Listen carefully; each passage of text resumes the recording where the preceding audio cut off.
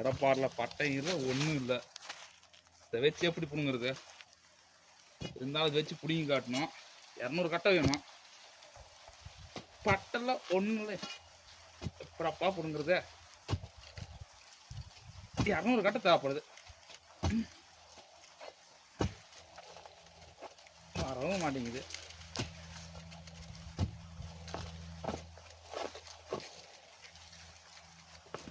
ஒன்று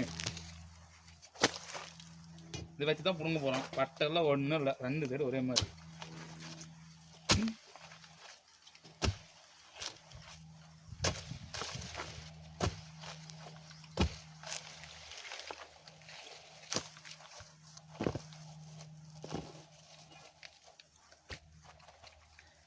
வந்தாச்சு.